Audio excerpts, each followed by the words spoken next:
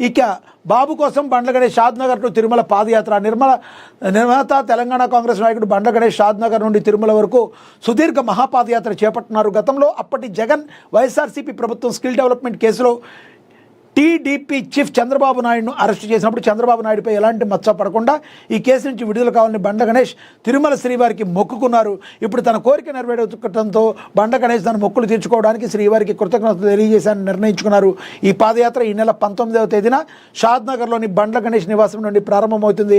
ఆయన పాదయాత్ర ద్వారా తిరుమలకు వెళ్లి శ్రీ వెంకటేశ్వర స్వామి వారిని దర్శించుకుంటారు.